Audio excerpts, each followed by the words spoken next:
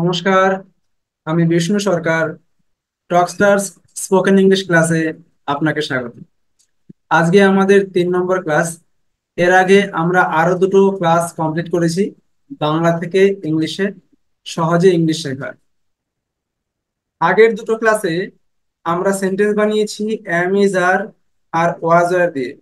আজকে আমরা শিখবো বি দিয়ে কিভাবে সেন্টেন্স বানাতে হয়। এই 3টে ক্লাস হলো একদম বেসিক। এরপর থেকে আমরা একটু একটু করে আপগ্রেড শুরু হবে। তাই আগের দুটো ক্লাস যারা দেখেননি তারা অবশ্যই ভিডিওগুলো দেখে নেবেন। আমি প্রত্যেকবার আপনাকে 2 সেকেন্ড করে টাইম দেব। 2 সেকেন্ডে আপনি সেটা মুখে বলার চেষ্টা করবেন। আর অবশ্যই খাতা পেন নিয়ে বসবেন। ভিডিওটা শুরু থেকে শেষ অবধি দেখবেন। তা না হলে কিন্তু অনেক কিছু মিস হয়ে যাবে। কারণ আমি মাঝখানে মাঝখানে অনেক ইম্পর্টেন্ট গ্রামার আলোচনা করব। আমি ধনী হব। আপনি নিজে একবার ট্রাই করতে পারেন যতক্ষণ না আমি সেটা লিখছি। I shall be rich. আমি ধনী হব। এটা অ্যাকচুয়ালি সিম্পল ফিউচার টেন্স, তাই আমরা শ্যাল বি আর উইল বি দিয়ে সেন্টেন্স বানাবো। 10 থেকে 11টা সেন্টেন্স এভাবে হবে। তারপরে আমরা কোশ্চেন বানাবো আগের দুটো ক্লাস আর আজকের ক্লাস মিলিয়ে। তাতে ধরা পড়বে আপনি আগের দুটো ক্লাস কতটা বুঝতে পেরেছেন। তাই মিস করার কোনো কারণে নেই, মন দিয়ে দেখুন এবং খাতা পেন নিয়ে অবশ্যই বসুন। মেয়েটি সুন্দরী হবে। মেয়েটি সুন্দরী হবে। The girl will be beautiful. Beautifully একটাই এল হয়, হ্যাঁ, ডাবল এল লাগাবেন না। এবার দেখুন, শ্যাল বি এবং উইল বি আমি দুটো জিনিস ইউজ করছি, তাহলে কখন আমরা শ্যাল বি ইউজ করব আর কখন উইল বি ইউজ করব। অনেকেরই এই সমস্যাটা হয়। মনে রাখবেন, আই আর উইল সঙ্গে আমরা শ্যাল বি বলবো, আর বাকি সবার সাথে আমরা উইল বি বলবো। এটা হচ্ছে জেনারেল নিয়ম। কিন্তু যদি কেউ সবার সঙ্গে উইল বি ব্যবহার করে, তাতে কিন্তু ভুল হবে না। মডার্ন ইংলিশে আগেকার যে ইংলিশ ছিল সেখানে এরকম নিয়ম ছিল, কিন্তু এখন মডার্ন ইংলিশে সবার সাথে উইল ব্যবহৃত হয়। কিন্তু যেহেতু আপনারা নতুন বেসিক ক্লাস, তাই আপনারা এইভাবে শিখুন। আই আর উইল সাথে শ্যাল বি, বাকি সবার সাথে উইল বি।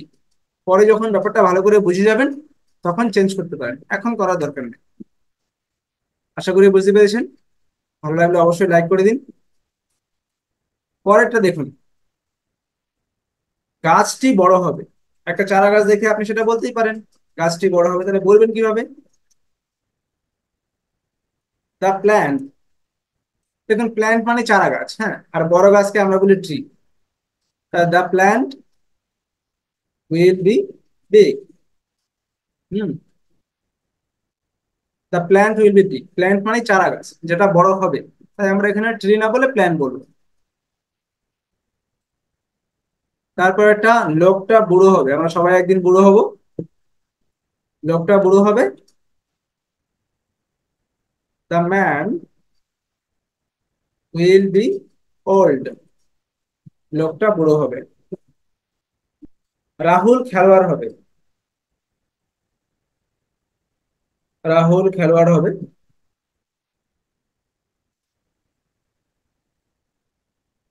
নিশ্চয়ই ট্রাই করেছেন আপনি।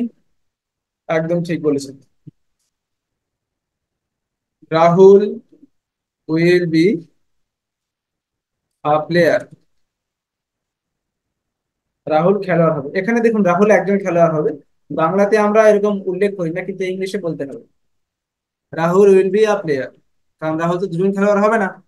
আর একটা হলে আমরা এ ব্যবহার করব, যেটা আমরা বাংলায় বলি না কিন্তু ইংলিশে কিন্তু লিখতে হবে। এটাই পার্থক্য বাংলার সাথে ইংলিশের। এই জন্য হুবহু ট্রান্সলেশন হয় না। প্রিয়া গায়িকা হবে একইভাবে। এটা আপনার পারার কথা। প্রিয়া শ্যাল বি না will be? Definitely will be. Priya will be a singer. আশা করি আপনাকে আর বলার দরকার নেই কেন এখানে এ হলো। বুঝতে পেরেছেন আপনি? রাহুল প্রিয়া উইল বি আ সিঙ্গার। প্রিয়া একজন গায়িকা হবে। তারা শিক্ষক হবে। আচ্ছা, এটা তারা কি হয় আপনি নিশ্চয়ই জানেন এতদিনে। তারা হয় দে। এবার শিক্ষক হবে, এর সাথে আমরা কি করব, এর সাথে আমরা উইল বি ব্যবহার করবো, শ্যাল বি নয়। They will be teachers. দেখুন এখানে যদি শুধু টিচার করে তাহলে কিন্তু ভুল হবে, কারণ আমি বলেছি তারা, তারা মানে একজনের বেশি, তাই অবশ্যই আমরা একটা এস লাগাবো। They will be teachers. এখানে কিন্তু আমরা এ ব্যবহার করব না, কারণ একমাত্র একজন হলেই কিন্তু এ হয়। জানি আপনার মনে আছে, তবু আমি বলে দিলাম যারা ভিডিওটা প্রথমবার দেখছেন তাদের জন্য। তো ছেলেটি সুন্দর হবে, এটা আপনাদের জন্য হোমওয়ার্ক, এটা আমি ফাঁকা রাখলাম। যারা ভিডিওটা দেখছেন তারা কমেন্ট করবেন। তারপর একটা দেখুন, আমটা মিষ্টি হবে। আমি দেখতে চাই কারা ভিডিওটা পুরোটা দেখছে। এরপরে আরেকটা সেন্টেন্স আমি হোমওয়ার্ক থাকবে, যেটা আপনাদের কমেন্টের জন্য। আচ্ছা, আমটা মিষ্টি হবে, কারণ আমি সত্যিই চাই যে আপনারা প্র্যাকটিক্যালি আমার সঙ্গে থাকুন এবং ক্লাস করুন এবং শিখতে থাকুন।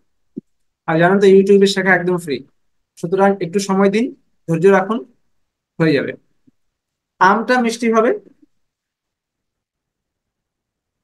দ্য ম্যাঙ্গো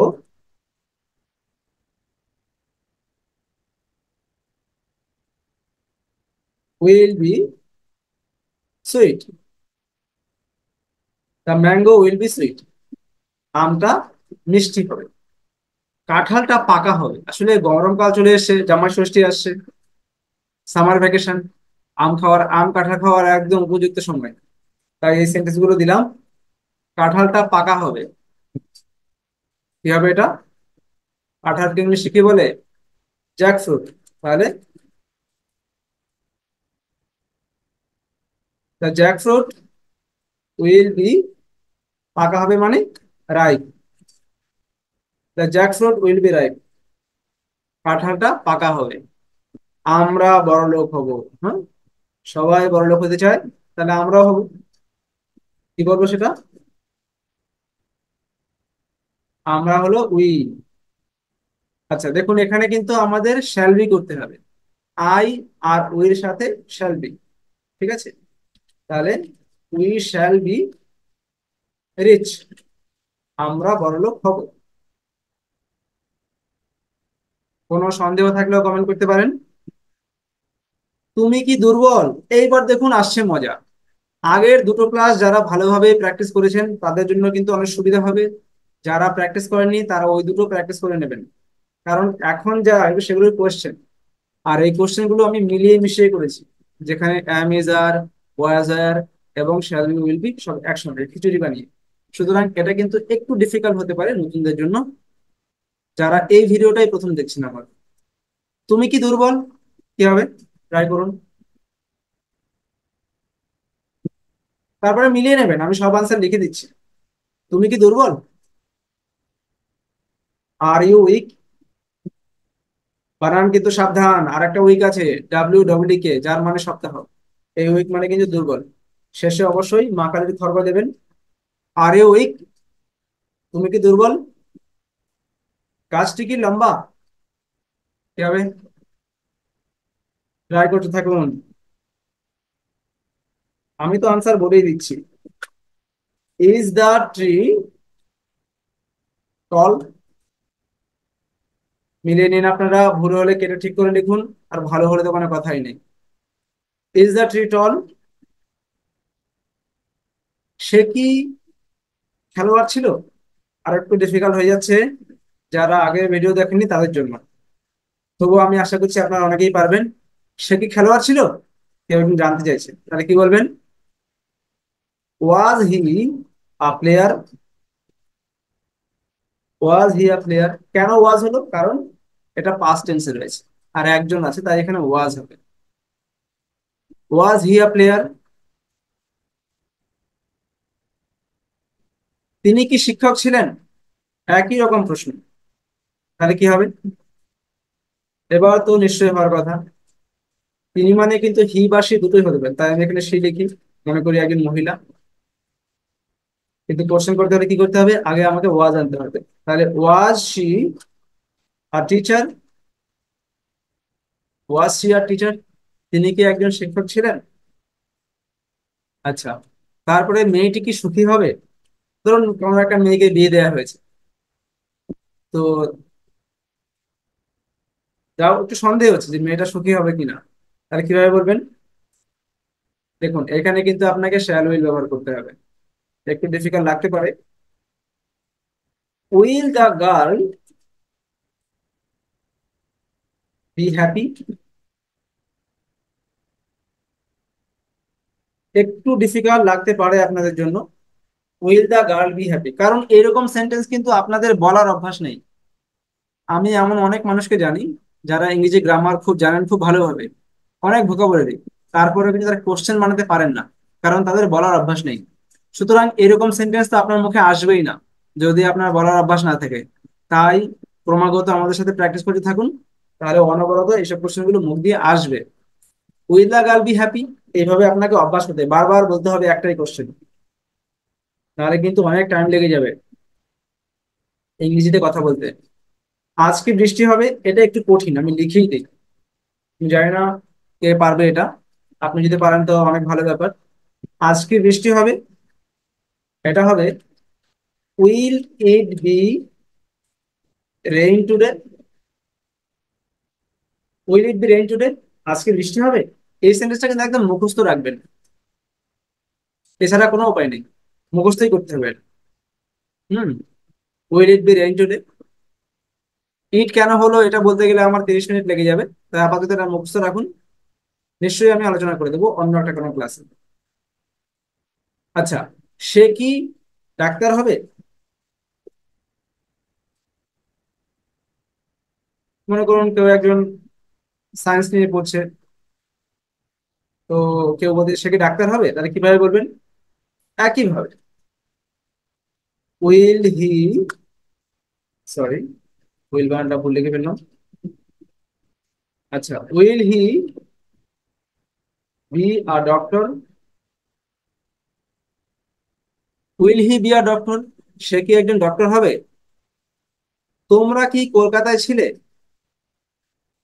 এটা কিন্তু একটু ডিফিকাল্ট লাগতে পারে, কিন্তু যারা আগের ক্লাস করেছেন তাদের জন্য নয়। তোমরা কি কলকাতায় ছিলে? কি বলবেন? Were you in Kolkata?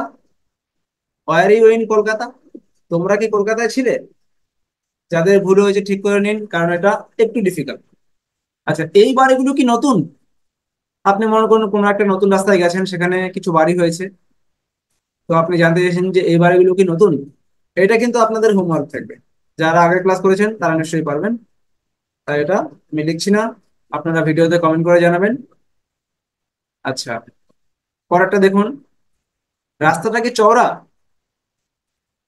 একদম সোজা, শুধু অক্সিলারি ভার্বটাকে আগে আনতে হবে। রাস্তাটা কি চওড়া? তাহলে আপনারা আগের ভিডিওতে দেখেছেন রাস্তাটা চওড়া। কি বলেছিলাম? দা রোড ইজ ওয়াইড বা ব্রড, কিছু একটা বলেছিলাম, ব্রড বলেছিলাম হয়তো, আপনি ওয়াইডও বলতে পারেন।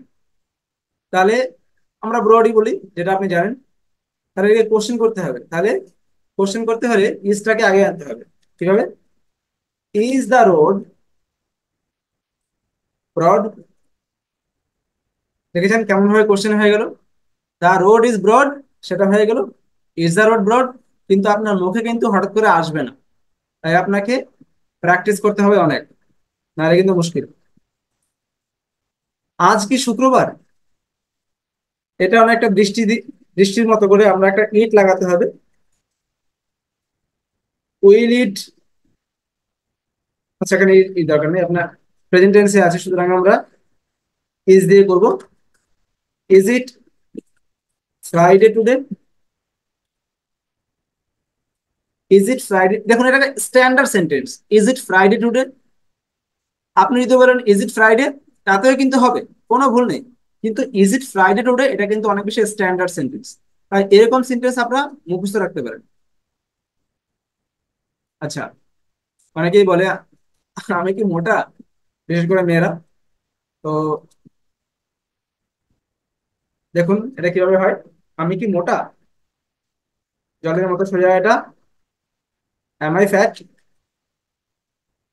আমি মোটা, আই এম ফ্যাট। আমি কি মোটা, এম আই ফ্যাট, শুধু এমটা আয়ের আগে চলে আসবে। বিষয়টা সোজা, কিন্তু প্র্যাকটিস না করলে কিন্তু মুখে আসবে না। মুশকিল হচ্ছে এখানে। পরেরটা কি বলছে? ওরা কি তোমার আত্মীয়? মনে করুন আপনার সাথে কিছু লোকজন আছে, একজন বা আপনার প্রতিবেশী, সে জিজ্ঞাসা করছে আপনাকে, ওরা কি তোমার আত্মীয়? আপনি কি বলবেন? আপনি না, তিনিই বলবেন, কিন্তু ইংলিশে কি হবে? ওরা কি তোমার আত্মীয়? তাহলে হবে, are they your relatives? Are they your relatives, কারণ একজনের বেশি আছে, আপনাকে অবশ্যই আর ইউজ করতে হবে দে এর সাথে। মেয়েটি কি ওর বন্ধু? মনে করুন কোনো একটা ছেলের সাথে একটা তার বন্ধু এসেছে, যে কিনা একটা মেয়ে, কলেজের বন্ধু। তো পাশের বাড়ির লোকটা দেখে বলছে যে লোকটা, ওই মেয়েটা কে? মেয়েটা কি ওর বন্ধু? কিভাবে বলবে সে?